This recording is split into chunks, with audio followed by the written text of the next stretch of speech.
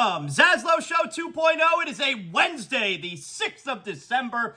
Good to have you aboard, part of the Believe Podcast Network, presented as always by Anidjar and Levine, accident attorneys, 800-747-FREE, 800-747-3733, title sponsor of everything, ZASLOW Show 2.0. Those are my guys, Mark Anidjar, Glenn Levine, Ellie Anidjar. If you're dealing with an injury, it wasn't caused from your own fault, you call Anidjar and Levine. Let them put their skills to work for you. Get you the compensation you deserve. Anidjar and Levine, accident attorneys, 800-747-FREE, 800-747-3733. And of course, with the holiday season off and rolling, NFL's in full stride, NBA, NHL, BetOnline is your number one destination for all your sports wagering info with up-to-the-minute sports wagering news, odds, trends, predictions. BetOnline is the top spot for everything pro and amateur sports. And not just the big four. BetOnline has info available at your fingertips with both desktop and mobile access at any time for almost any sport that's played, from MMA to international soccer. Head to BetOnline today. Remember, use our promo code BELIEVE, B-L-E-A-V, for your 50% welcome bonus on your first deposit. BetOnline, where the game starts. Glad to have you guys aboard today. It's right smack in the middle of the week, but finally, it's been a slow couple days to start this week because where have our favorite little basketball and hockey teams have been? Well, they're back in action tonight. Both of them, of course. You got to play the same night. So last time we saw them was this past Saturday night, and now back tonight. You got the Panthers continuing their homestand tonight against Dallas, who's coming off a shutout loss in Tampa, but one of the best teams in the league. So Dallas tonight at the Panthers. The Heat are in Toronto. Now, you may be looking at your, if you got one of those magnet schedules that you put on your fridge. I love a good magnet schedule. Oh my God, I love it. And if you look on the magnet schedule and you're like, Zaslow, it doesn't say the Heat are at the Raptors tonight. What are you talking about? They had to leave this week open so they could add games for the teams that don't make the quarterfinals of the NBA in-season tournament. So Friday, they added Cleveland here, and tonight, the Heat are at Toronto. So, yes, there is a game tonight. The Heat are playing at 7:30 against the Raptors in Toronto. So, you got both teams back in action tonight. Both of them coming off losses. You got Kyle Lowry back in Toronto. I mean, you can keep him. Stay there. But anyway, the Heat, they're going to look to get back in the win column tonight. You had NBA in-season tournament last night. A little bit of controversy, so we'll talk about that. It's Wednesday, which means we tell you, heading into week 14 of the NFL season, which team's fan base are going through good times and which are going through hard times, Daddy. Also, our pal Brett Romberg is going to stop by because with all the talk this week about FSU being left out of the playoffs, 23 years later, finally, those Miami Hurricanes who were on that team in 2000 that got left out of the BCS championship because a computer said FSU should get in, even though FSU's won losses to the Hurricanes, and then FSU goes on and loses 13-2 against Oklahoma. A disgrace that the Hurricanes got left out. Finally, Romberg and his teammates get to tell FSU, how does it feel? Look at you now. So we're going to have Romberg on the show here. We'll talk a little bit about that with him. We'll get his legitimate opinions, but then we'll also let him have his say about FSU, maybe getting a little taste of their own medicine. Let's be honest here. So Brett will join the show. That's going to be a lot of fun. First, I want to start with a couple things, and then we'll get to the NBA stuff. So you guys probably know, if you've been listening to me for, however long, you know that I've always been a huge Howard Stern fan. And I grew up, my father was a huge fan, so that's how I was turned on to it. And starting when I was about 15 years old, 14 or 15 years old, maybe 15, I was listening to Howard Stern every day, religiously, for almost 25 years. And I say almost 25 years because really last couple years, 2 years ago, I stopped listening it just wasn't for me anymore. It is, it is what it is. Howard's a lot older. The show's changed. Not necessarily for the worse or anything, but the show's changed. It's not for me anymore. But starting at about 15 years old, I listened to Howard Stern religiously for almost 25 years. And I was turned back on to listen to it today because I saw a note on Twitter that Howard's best friend and stylist, a very common character on the show, Ralph Sorella, died. And he passed away. So I'm like, wow, that's terrible news. He was only 58 years old. And turns out he had a type of lymphoma cancer, and he passed away yesterday. And I was like, all right, I want to put Howard on. I want to hear this. I want to hear him talk about Ralph. What happened, It was very sad, And so I listened to Howard for probably like a good hour this morning.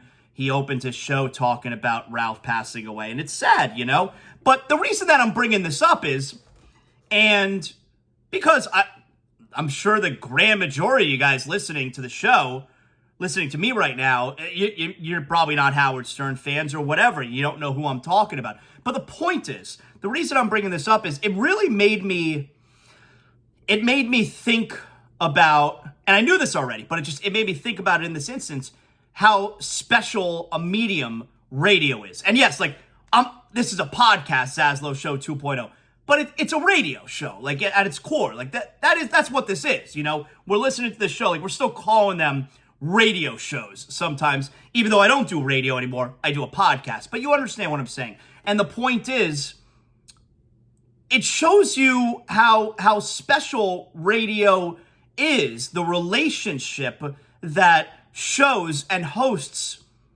build with their audiences, with their fans. And there's nothing like it. It doesn't happen with TV. Radio does that. Excuse me, where the show becomes part of your routine, of course, every day. And the people on the show, it becomes like a family. Now, granted, it's just me now, but I talk about my personal life. You guys know about my personal life. Hell, when I was at CCW on Saturday night at Unbranded Brewery, and one of the guys came up to say hello, which son are you here with? Oh, I know all about him. And yeah, because I talk about my kids on the show. And so you get attached to these people, these characters, and you get to know them. And there's no other medium like that, like what radio shows or podcasts do for you, that connection that you have with the audience. That's why I love radio, man. It's why I love doing this show. And it's a special connection that you build with your audience and with your fans. And hell, like I said, I haven't listened to Howard in 2 years. But I had to turn back on today because I wanted to hear him talk about Ralph passing away. Because that relationship mattered to me for so many years. Because I was a listener for almost a quarter century for most of my life. And I mean, I used to be on the bus to school, freshman year of high school. I'm 15 years old and I have the earpiece and I got my headphones with the little radio, and I'd be listening the whole bus ride in the morning to school, listening to Howard every day. 15 years old, kind of crazy, right? I loved it. I loved that show so much. But just the point is, in case, if you didn't know, I wanted to put it out there that it's not lost on me, the relationship that the listener, that you guys have with the hosts and with their favorite shows. And it's a special type of bond that we get to have with our audience in radio that you don't get in TV or movies for that matter. It's not the same thing. And it's maybe the thing that I love most about this type of medium. So just wanted to throw that out there that it made me appreciate it this morning, maybe more than some other days. There's a bond between the hosts and the audience, and I appreciate you guys. So anyway, that's how I wanted to start today. So it's kind of a somber note that I'm starting with, but it's really not meant to be a somber note. It's kind of like me thanking everybody. So anyway, I did a hit this morning on local radio in Toronto. They wanted TSN 1050. That's like the big radio station there in Toronto. And they want to talk a little bit of Heat at Raptors tonight, talked a little bit about the Dolphins. And one of the things that they also asked me about was the NBA in-season tournament. And, obviously, Toronto Maple Leafs, they're the home of they're the flagship station, I believe, of the Maple Leafs. Obviously, the home is Toronto. And, they said, should the NHL, and they know I love the Panthers. I went on the air a couple months ago. I said Matthew Tkachuk, greatest American-born player in the National Hockey League right now. And, of course, they have Austin Matthews. Whatever. I keep it real, keep it don't, right? So they asked me, should the NHL take a page out of the NBA's playbook and do an in-season tournament? And I told him no. The NHL does not need an in-season tournament. The NBA, in-season tournament again last night, quarterfinals. Lakers win, controversy. Bucks win, they advance. And now tomorrow night is the semifinals in Vegas, with Saturday night being the finals in Vegas. Let me see what the time those are. Thursday night, let's see. Is it Thursday or is it Friday? It's Thursday. And the times are weird. It's Thursday at 5 p.m. They're doing it like Final Four style, where you have both games back-to-back, same venue. Thursday, 5 p.m. Thursday, 5 p.m., and then 9 p.m. East and then West. And then Saturday, the championship game in Vegas there is at 8:30 on ABC. But anyway, that's not what I want to talk about right now. What I want to say is the NBA, while the in-season tournament has been a grand slam, it's still an insult. It's an insult to fans, because the reason they have the in-season tournament is because players don't care. It's because they don't try. It's because they don't play enough.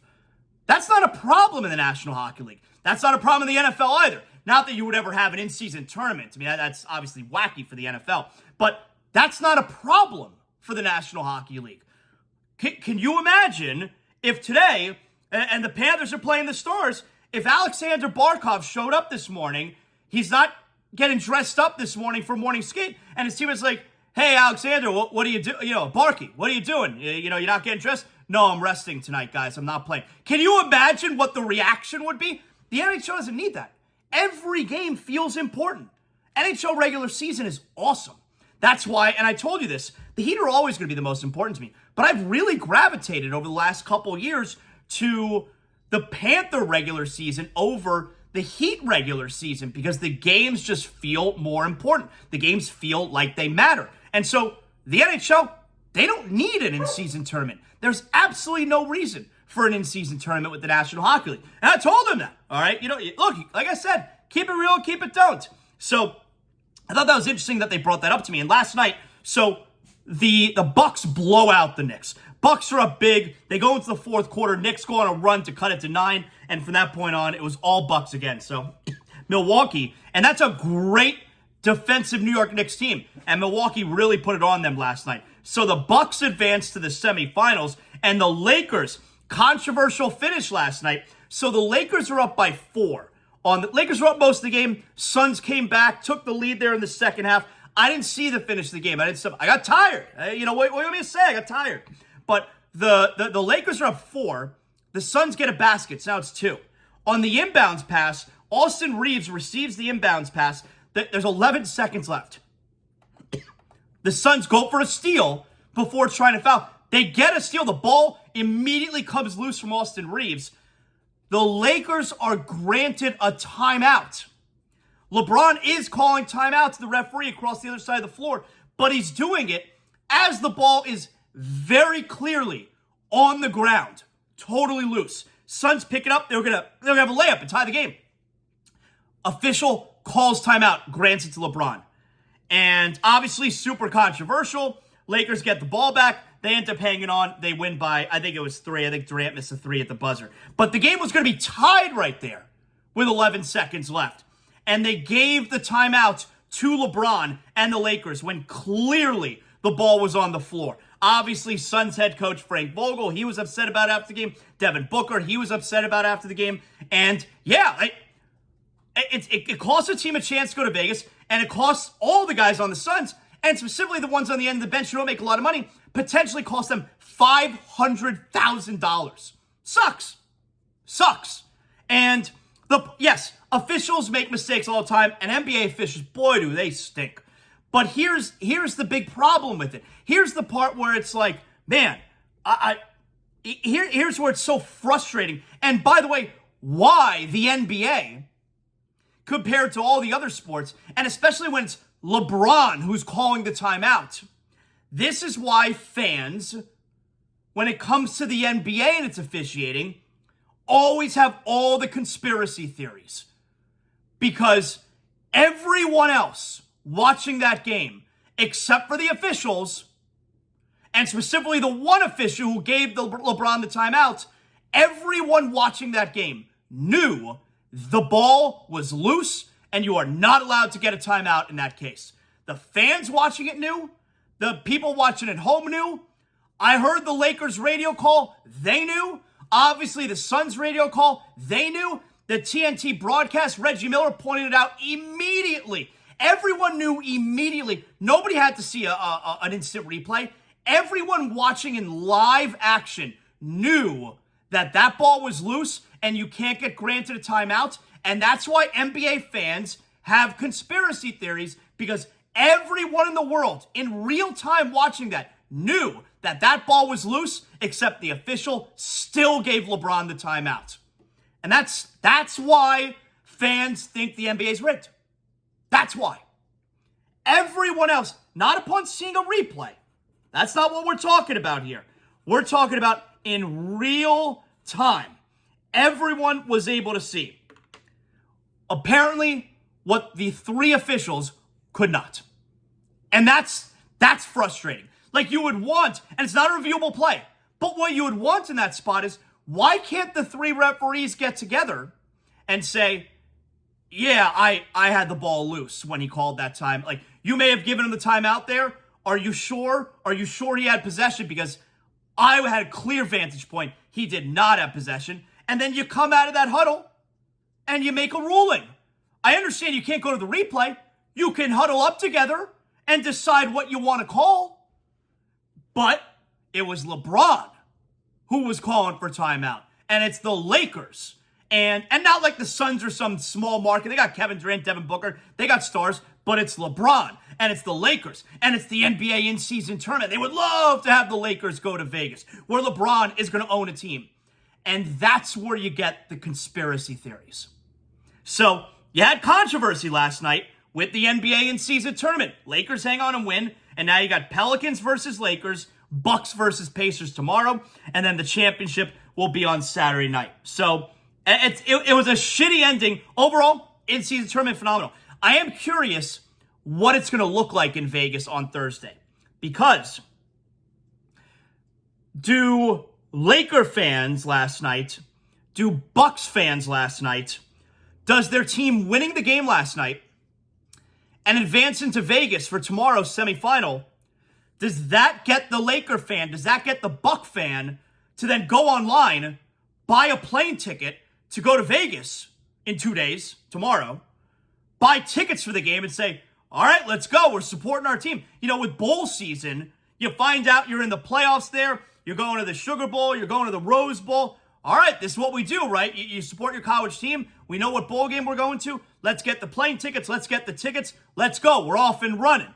But you got a few weeks to handle business. The game's not for a few weeks. This is happening tomorrow.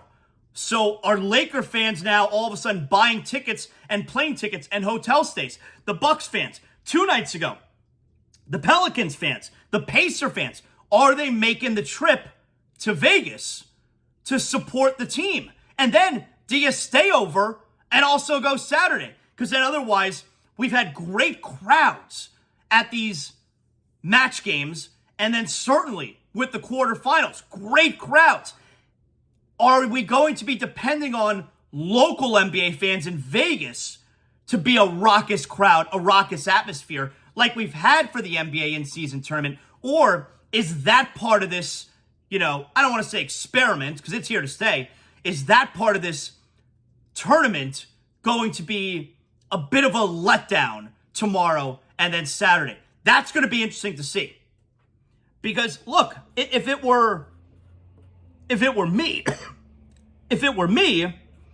and the Heat were advancing, I'm not going online buying a plane ticket and buying tickets to the game and hotel to go watch the Heat play in the semifinals and the finals of the tournament. Now, who knows? Maybe if it gets a little more prestigious, you got a few years under the belt. I don't know. Maybe it'll change, but I'm not forking over thousands of dollars to now get on a plane tomorrow and go to the game.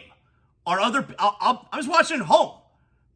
Are other people going to do that? Are they going to treat it like it's a big thing and we got to fly to Vegas and support our team in the NBA Cup semifinal? I don't know how people are going to react to that. All right, before we continue on here, let's get to some Dolphin stuff. First, if you're thinking about getting a new ride, guys, you know I'm going to tell you about the only car dealership I personally endorse here on ZASLOW Show 2.0. We're talking about North Fort Lauderdale Subaru. Because at North Fort Lauderdale Subaru, you're getting that promise where your customer, you guys, you're going to get that exceptional experience at their brand new state-of-the-art facility on North Andrews Avenue. Beautiful building. You can see it from I-95 at the Cypress Creek Road exit. And not only are you getting a relaxed indoor car shopping experience, but maybe you just need your current vehicle serviced, whether it's a Subaru or any other make or model. Yeah, North Fort Lauderdale Subaru is still going to treat you like royalty. They could service whatever make and model you currently have. Plus, with an extensive new and pre-owned Subaru inventory, plus used cars, trucks, SUVs of every make and model, you are sure to find your next vehicle at North Fort Lauderdale Subaru. Plus, all new Subarus and most pre-owned vehicles, they come with a lifetime warranty, so you know you're covered. And right now, at North Fort Lauderdale Subaru, you can lease the brand new 2024 Subaru Outback Premium for just $321 a month for 36 months with $59.95 due at signing with approved credits. Go to nflsubaru.com. That's nflsubaru.com for full details. North Fort Lauderdale Subaru, the location you know with an experience you'll love. So Romberg's going to join us coming up, and we'll talk a little bit about FSU getting snubbed and what his experience was, of course, back in 2000 with the Hurricanes when that same thing happened to them. Let's do some Dolphins here. So I want to play this clip for you guys. This is from Speak on FS1.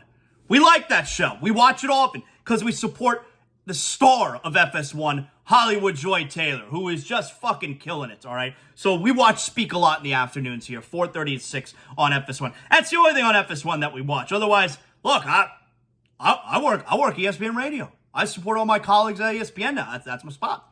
But anyway, I religiously watch FS1 Speak because of Joy. Now, here's yesterday. LaShawn McCoy. He's one of the panelists on the show with her. And here's LaShawn McCoy on Speak yesterday talking about the league MVP and who should win it. This is why I'm starting to hate this award, seriously, though. Because it's coming down to just being the best quarterback, No right? question. And right now, there's no great quarterbacks playing. And I will say this, Dak Prescott, lately, because I guess you're forgetting about the other 6 games. He had 6 touchdowns and 4 picks. I guess you're forgetting about that. But of lately, Dak is playing the best. He's playing. I've never seen him play this good, right? Without no picks. He's just playing confident. He's in that pocket, right? But it's really not him. It's really not Jalen Hurts either or Patrick Mahomes. It's really Tyreek Hill. I mean, it's really Tyreek Hill, though. The MVP should be Tyreek Hill. He should be our favorite. He's on pace to do something we've never seen before, right? And you look at the Dolphins, right? I guess we give a lot of tools, a lot of credit, and he's doing a phenomenal job. But without Tyreek Hill, we kind of know what he really is. And it's not a tool shot. I'm saying that the effect that Tyreek Hill has on his team. We've seen Tyreek Hill go from the Kansas City Chiefs giving out crazy work, right? Super productive. Then he goes to the Dolphins in Miami. I didn't know if I expected to see this. I know he'd be good because he's one of the best players I've played with. I know how good he is. Yeah. But this dude is like being great. And it's like when we look at the numbers and how valuable you are to your team, how valuable you are to the league, it's not a quarterback right now. Yeah. It's really Tyreek Hill. This guy's 5'8". It's my boy. He'll be mad at me. 5'8", 5'7". Right? He's playing like a big boy. He's on pace to do things like better than Calvin Johnson, a 6'5" phenom. Right, James, so this is interesting. I agree with there not being a runaway quarterback winner this year. It's why, and I've talked about this on ESPN Radio, where a few weeks ago, C.J. Stroud, legitimate contender. Jalen Hurts then jumped up top. Earlier in the year, Brock Purdy when the Niners were 5-0. Tua has certainly been in the discussion. Right now, the odds-on favorite, Brock Purdy. If the Cowboys beat the Eagles this weekend, Dak Prescott. There's a lot of flip-flopping with who is going to be the league MVP this year. because it's normally a quarterback's award. So I do agree when it comes to what LeSean McCoy is saying there has not been a runaway quarterback winner. That's why there certainly should be a case for Tyreek Hill. If there's ever a year for a non-quarterback, and I know it's happened before, obviously. If there's ever been a year for a non-quarterback to win it, this would be it, because there's no clear-cut winner at quarterback. It's every week it's something different, except Tyreek Hill and Christian McCaffrey, too, at a lesser extent. Tyreek Hill continues to do his thing every week. And if Tyreek Hill is going to do something, 16-game season, 17-game season, however you want to spin it, if Tyreek Hill is going to do something that's never been done before, Brock Purdy's not doing something that's never been done before, Dak Prescott's not doing something that's never been done before, Jalen Hurts is not doing something that's never been done before, Tyreek Hill might do something that's never been done before. And if that's the case, he certainly deserves to have very serious consideration for MVP. So I certainly believe that LeSean McCoy is right in that spot. Here's the part that I got a big problem with, and here's the part that Dolphin fans are going to have a big problem with. The whole, we know what Tua is without Tyreek Hill. We know what Tua is without Tyreek Hill. That's bullshit. How could we possibly know what Tua is without Tyreek Hill? What? Based on 2 seasons worth of him adjusting to playing the hardest position in all of professional sports. His first 2 years in the league, that was without Tyreek Hill. What we saw in his first 2 years while adjusting to playing the toughest position in the history of sports, also with a head coach in Brian Flores, jerking him back and forth, not helping him whatsoever. All the distractions, the Deshaun Watson stuff, back and forth, Ryan Fitzpatrick, Tom Brady rumors. How do we know what Tua is without Tyreek Hill based on his first 2 years in the league, adjusting to playing that position? That gives us a definitive idea of what Tua is without Tyreek Hill? That's bullshit. And I'll tell you what else. I'll tell you what we do know. All right, based on facts. I'll tell you what we do know. Tyreek Hill, who had an amazing year last year, his best year as a pro before this year was last year with Tua also. And by the way, Tyreek Hill's been right about everything he has said about Tua. But last year, what we do know, Tyreek Hill, without Tua last year, Tua missed the final 2 games of the regular season, and then, obviously, the playoff game. Tyreek Hill, without Tua, those final 3 games, including the playoffs, without his quarterback, 4 catches for 55 yards, 2 catches for 23 yards, 7 catches for 69 yards. No touchdowns in any of those games. That's Tyreek Hill without Tua. So I'm definitely not trying to make the case that Tyreek Hill needs Tua to be great. Tyreek Hill is a phenomenal receiver and probably should be MVP of the league. But we know what Tua is without Tyreek Hill. I just told you what Tyreek was without Tua. So that's the part of that whole argument that's garbage. How do we know what Tua is without Tyreek Hill? Based on the first 2 years of his career? Based on his rookie season and his second year playing the hardest position in sports? With Brian Flores fucking with him the whole time? We know what Tua is without Tyreek because of that evidence? That's crazy. That's like you're wrong about that.